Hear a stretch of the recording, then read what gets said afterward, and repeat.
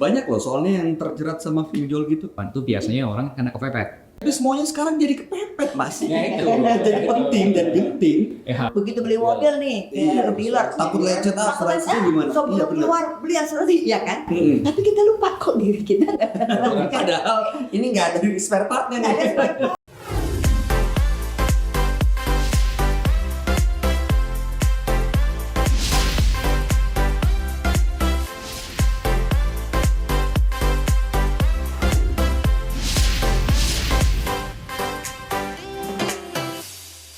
Halo Live Friends, ketemu lagi dengan saya Bayu Oktara di BNI Live Corners. Dan hari ini kita akan ngobrol-ngobrol dengan narasumber yang sudah hadir di hadapan saya. Yang pertama ada Ibu Neni Asriani. Beliau adalah Direktur Bisnis dari BNI Live.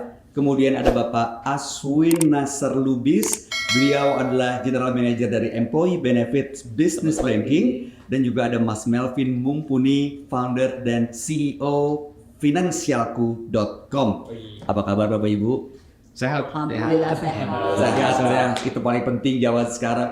Ini kalau bicara soal kesehatan, anak-anak zaman sekarang, terutama Gen Z, kan dikit-dikit kalau kasih kerjaan yang berat, aduh saya butuh healing, stres, jalan-jalan, party-party. Kayaknya kalau ngobrolin soal ditanya nih, lo udah sisihin uang buat asuransi belum?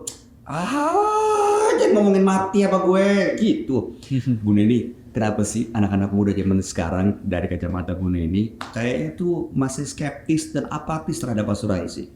Bukan hanya Gen Z, dari yang Semuanya dari yang senior, Yes. baby boomers, XY, semua. apalagi nanti ini Gen Z tadi Mas Bayu bilang kan Gen Z itu senangnya traveling, Jalan-jalan, bikin dan konten. sebagainya. Itu memang perlu dari kita semua melakukan edukasi bahwa kan namanya kita punya uang itu kan nggak bisa 100% kita habiskan untuk yang namanya senang-senang. Kebutuhan pokok kita yang namanya nabung, beli asuransi itu bukan nunggu sisa.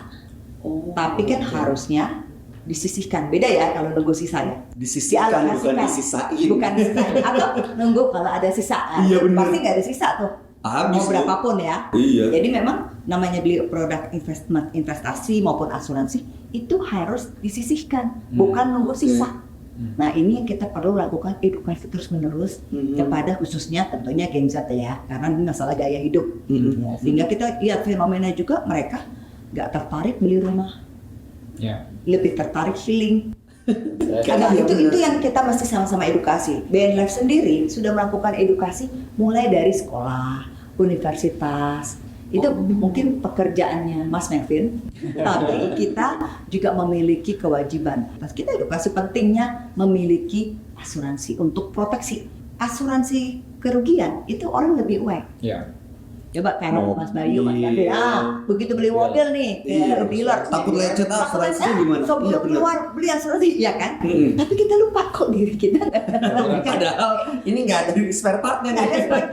Kemudian kita juga nggak pernah tahu hidup kita ini usia kita sampai berapa. Bener, betul. Nobody knows begitu ya. Tapi orang belum sampai situ. Ada resiko kehidupan Ya. ada dua. Hidup terlalu cepat Mm-mm. maupun hidup terlalu panjang, sama-sama punya resiko. Benar. Terlalu cepat bagaimana main ditinggalin. Terlalu lama. Terlalu lama, ntar kita gimana nih setelah pensiun? Udah nggak produktif lagi ya? produktif lagi. Gimana nih bisa? Menghidupinya gimana? Oke. Jadi masalahnya sebenarnya soal literasi. Makanya BNI Live juga teman-teman yang concern soal ini memberikan edukasi. Bahkan saya tetap dari tahapan sekolah loh. Betul. Mas Melvin. Betul. Mas Melvin, kalau ngelihat fenomena anak muda zaman sekarang, apalagi anak sekolah gitu ya, Ya. itu kan ya senengnya jalan-jalan, bikin konten supaya kontennya bagus, ya pakai handphonenya harus bagus. Nggak punya duit, pinjol gitu, atau nggak pay later. Kira-kira gimana tuh pandangan Mas Melvin? Banyak loh soalnya yang terjerat sama pinjol gitu. Ya, kalau pinjol atau pinjaman lah ya, kita ngomong pinjaman itu biasanya orang kena kepepet. Oke. Udah merasa penting atau urgent, important gitu. Jadi kepepet minjol gitu. Kepepet minjem. Oke. Tapi semuanya sekarang jadi kepepet Mas. Ya, itu. Jadi penting dan genting. Ya, tapi beda sama asuransi. Asuransi orang nggak merasa kepepet. Kita semua sehat-sehat. Kita merasa penting nggak? Ya penting. Yang penting kita tahu nih. Oh ternyata, apalagi nih COVID ya. COVID kan kita mengajarkan. Oh ternyata amit-amit nih nggak sampai kena COVID pada waktu harganya berapa dan lain sebagainya. Tapi sekarang kita di ruangan ini tidak ada kegentingan. Detik ini harus beli. Apa kegentingannya? Belum ada, dan orang-orang Gen Z pun belum menyadari apa sih kegentingannya. Pentingnya penting, ngerti, udah paham, tapi gentingnya nggak ada. Nah, unsur itunya yang belum masuk. Nah, masalahnya kalau misal dikatakan genting, siapa nih yang butuh banget nih asuransi? Biasanya ya orang-orang yang udah masuk rumah sakit. Bukan sehat ya. Iya, udah sakit. Iya, asuransi. Iya, makanya itu saya kasih tahu ketika kitanya sudah merasa itu penting dan genting, kita udah masuk rumah sakit, perusahaan asuransi nggak bisa terima. Jadi itu poinnya. Jadi kalau teman-teman mungkin udah tahu nih pentingnya asuransi, tapi belum merasa oh butuh banget nih sekarang gitu, sekarang juga gitu. Ya saya kasih tahu ketika teman-teman butuh banget, merasa nanti one day butuh banget, di saat itu mau ngajuin, itu perusahaan asuransi udah nggak bisa terima biasanya. Oke, nah Mas Mafi kan bilang berarti karena anak-anak muda ini atau banyak orang di luar sana, nggak cuma anak muda, nggak merasa ini penting, nggak genting juga. Jangan-jangan asuransi harus dipaksakan ya Pak Fit? Iya, mau nggak mau kita harus siapkan asuransi sejak dini, gitu kan? Kenapa kita selalu menghimbau kepada masyarakat kenapa pentingnya asuransi itu dini adalah karena kalau kita beli dari dini, pertama premi akan lebih murah, gitu karena usia kita masih muda, dan yang kedua kita bisa lebih banyak variasi beli asuransi seperti itu. Kalau kita udah usia tua, udah telat Mas. Jadi premi juga udah mulai mahal, produknya juga nggak bervariasi seperti itu. Iya. Kalau perusahaan sendiri ada nggak sih kewajiban misalnya ngecek gitu, Mas Fit? Ini harus punya asuransi semua.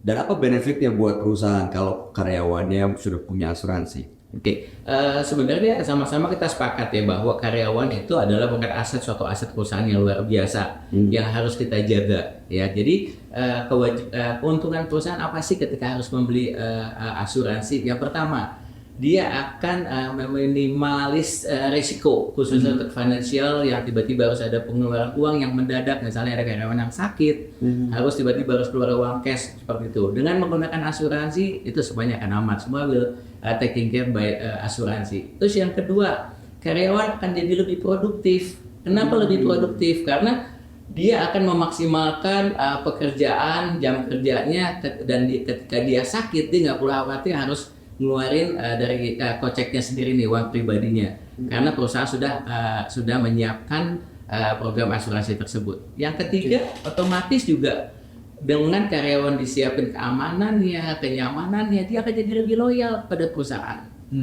Terus yang selanjutnya juga kalau lihat dari sisi efisiensi, itu pasti jauh lebih efisiensi. Kenapa? Karena perusahaan sudah tidak perlu lagi menyiapkan PIC khusus untuk ya, kalau misalnya malam-malam tiba-tiba ada yang sakit, ada urgent apa segala macam, si HRD-nya harus datang ke rumah sakit, tolong dijaminin dong karyawan kita, ini ada yang masuk rumah sakit, itu nggak perlu, itu semua dan by asuransi. Seperti itu. Dan dari sisi budgetnya juga terukur nih, untuk asuransi kesehatan perusahaan saya kira-kira tuh 1 tahunnya berapa itu sudah kita tahu dari awal, sehingga Jadi sebenarnya buat perusahaan keuntungan dan benefit banyak sekali ya. Betul, daripada mikirin yang bukan core-nya kan. Iya, itu dia. Jadi administratif nanti disibukkan dengan administratif karyawan yang pada rembes, ini mesti verifikasi. Dan bagusnya dengan perusahaan asuransi untuk verifikasi atau validitas daripada kebenaran berobat dan sebagainya itu ada di perusahaan asuransi.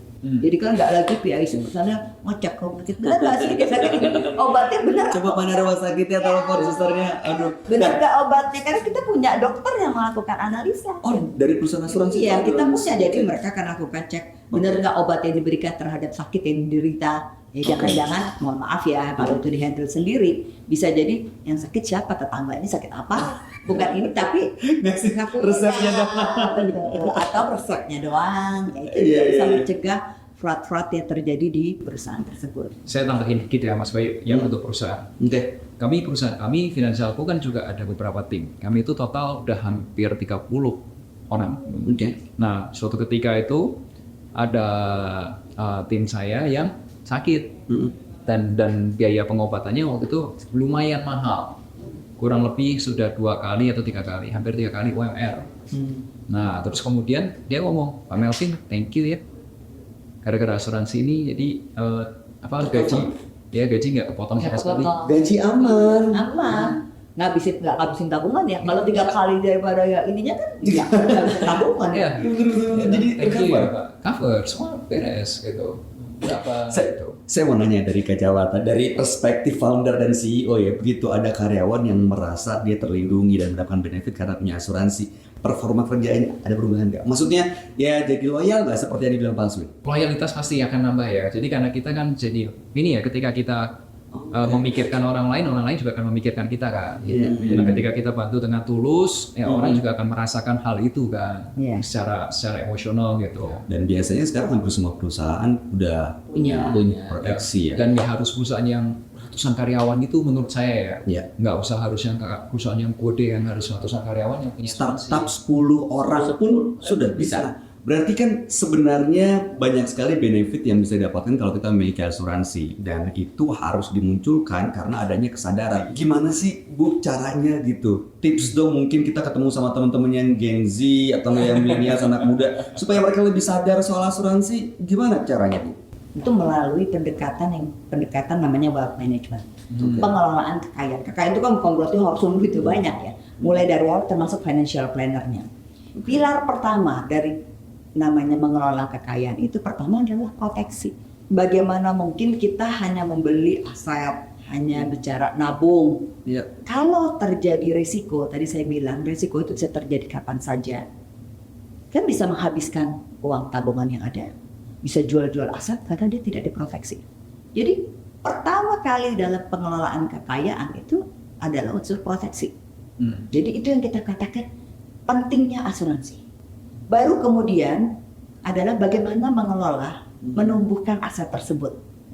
Berarti melalui tadi bursa investasi, perusahaan asuransi juga ada untuk meningkatkan kekayaan tadi melalui produk-produk asuransi ada. Nanti saya rasa juga salah satunya BNI Life memiliki produk tersebut. Ada lagi yang ketiga. Yang ketiga adalah bagaimana kekayaan itu didistribusikan kepada ahli waris.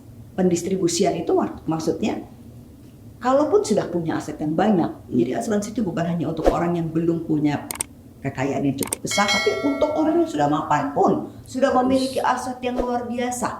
Kenapa? Satu, kita harus berpikir kalau terjadi risiko meninggal dunia kepada tadi ya pemilik asuransi tadi. Bagaimana ahli warisnya dengan aset yang banyak itu melakukan balik nama? Perlu uang kan? Betul. Oke, punya uang di bank misalnya. Mungkin salah satunya. Tapi kan sayang daripada uang banknya dipakai buat ini, kenapa nggak uang administrasi gitu ya. administrasi. Kemudian juga namanya uang asuransi itu bebas pajak. Uang pertanggungannya bebas pajak. Bebas pajak dan bukan merupakan warisan. Karena dia bukan uang warisan. Pengurusan itu kan nggak perlu pakai rumit-rumit. Cepat waris cepat. Jadi sebelum uang banknya ini cair, ini bisa buat urus pemakaman, ngurus lalu perlu balik nama ataupun surat-surat yang lain. Itu merupakan manfaat.